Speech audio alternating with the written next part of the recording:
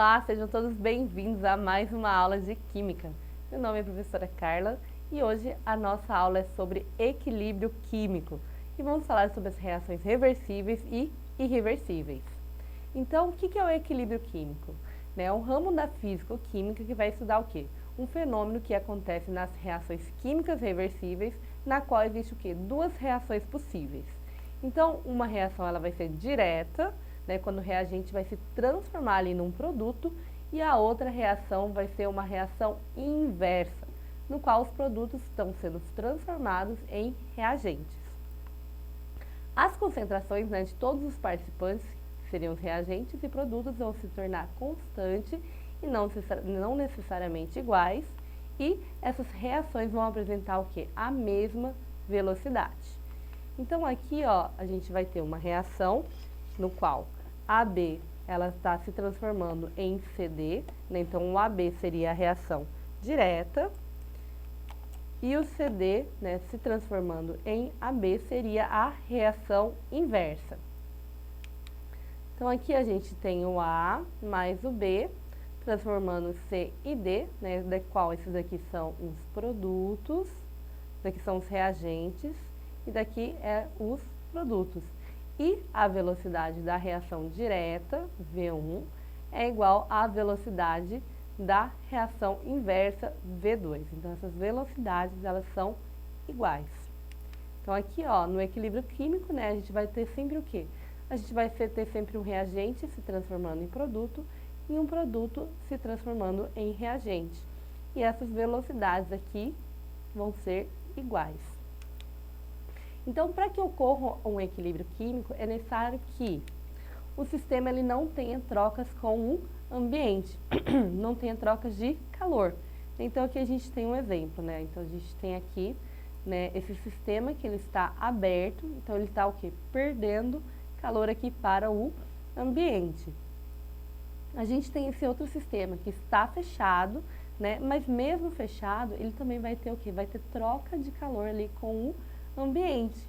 E a gente tem essa terceira opção aqui, no qual ele está isolado, Então, ele está aqui com essa isolação térmica. Então, ele não vai estar nem ganhando, nem perdendo calor, ali para o ambiente. Então, nesse sistema, onde não vai ter o quê? Onde não vai ter troca de calor com o ambiente, é possível que ocorra o equilíbrio químico. Outra situação necessária, para que ocorra o equilíbrio químico é que a temperatura ela seja constante. Então, se a temperatura estiver constante, ocorre o equilíbrio químico. E outro ponto é quando esse ponto de equilíbrio ele é atingido nas reações reversíveis, a velocidade da reação direta e inversa são iguais. E ele também pode ser alterado, Então, quando ocorre mudança de concentração ou temperatura, pressão ou uso de catalisadores, pode ocorrer essa mudança de temperatura, de equilíbrio químico. Então, aqui a gente vai ter um frasco, onde a gente vai ter a água, Então, aqui a gente tem a água no estado líquido, se transformando em água no estado gasoso. Então, aqui a gente tem a velocidade dessa reação. E aí a gente tem a água no estado gasoso, se transformando em água no estado líquido. Então, aqui ela vai estar em equilíbrio químico, nessas duas reações.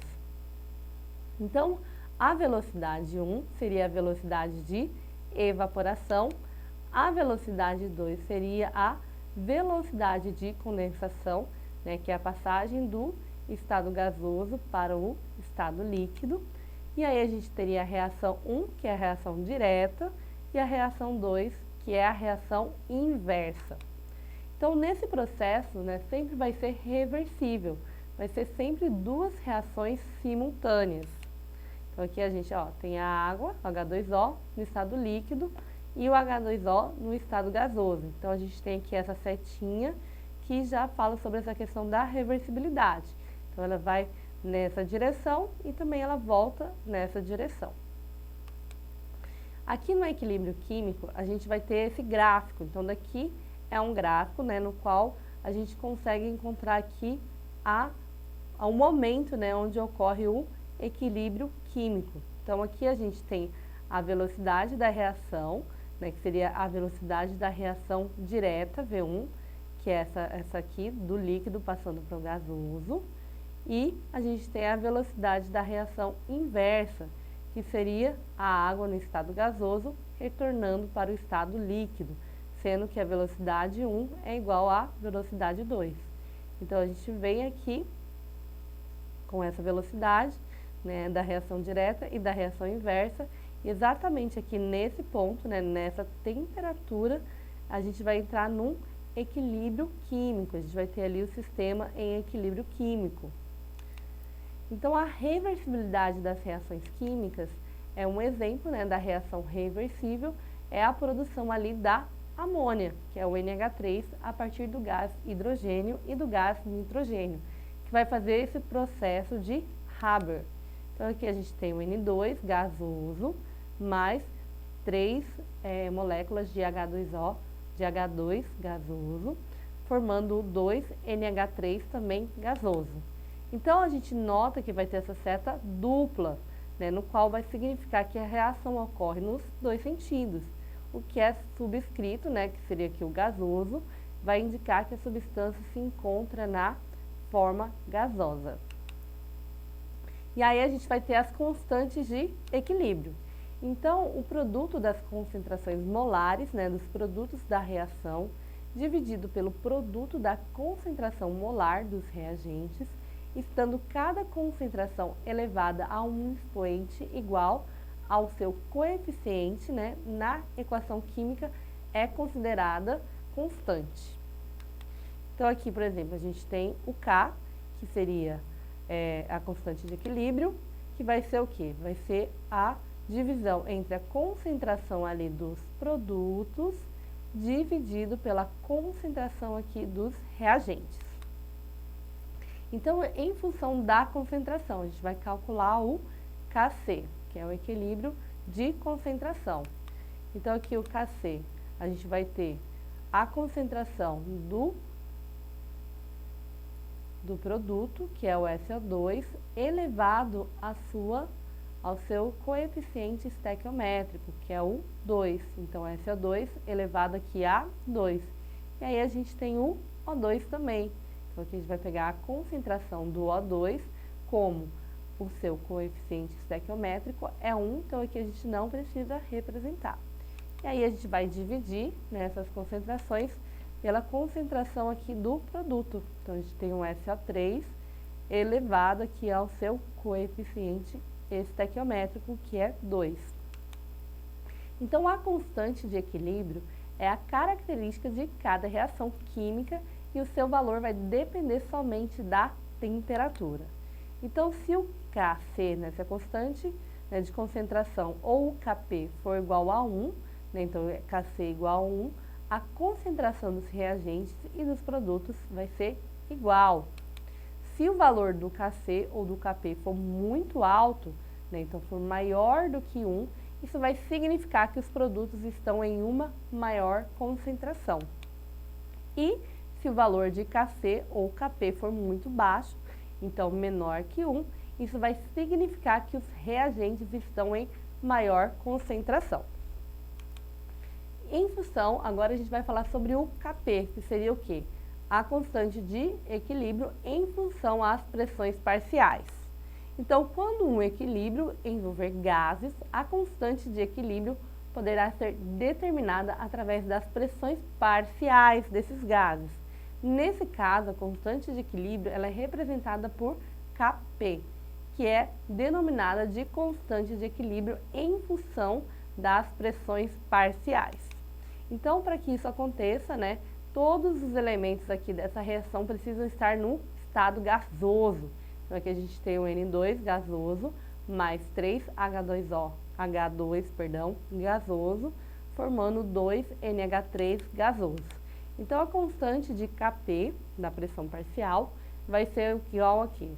Aqui, o NH3, né, elevado ao seu coeficiente estequiométrico, dividido aqui pelos produtos. Então, o N2, né, elevado aqui ao seu coeficiente estequiométrico, que é 1, e o H2 elevado também ao seu coeficiente estequiométrico, que é 3. Então, aqui a gente precisa ter atenção em relação aos equilíbrios. Então, aqui a gente tem um Kc e o Kp.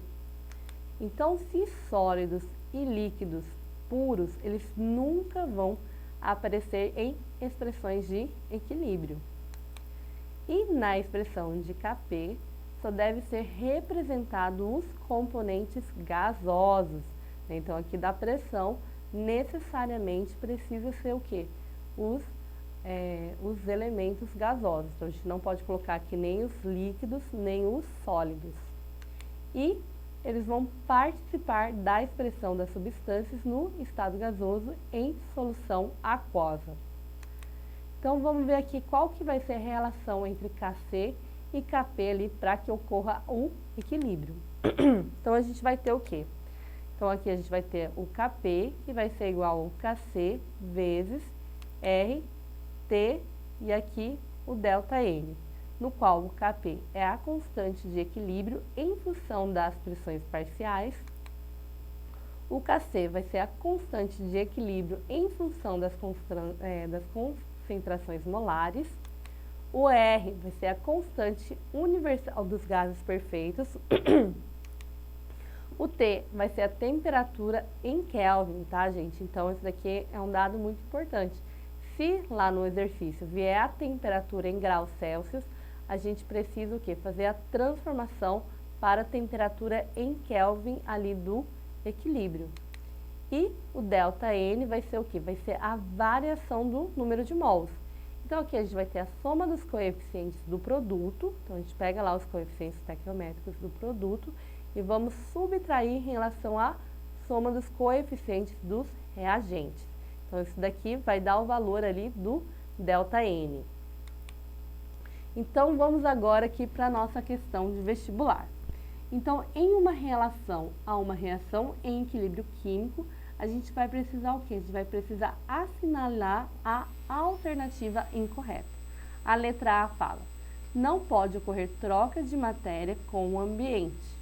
B, a energia não é introduzida ou removida ali do sistema. C, a soma da quantidade da matéria dos reagentes deve ser igual à soma da quantidade da matéria dos produtos de reação. Letra D, as propriedades macroscópicas do sistema não variam ali com o tempo.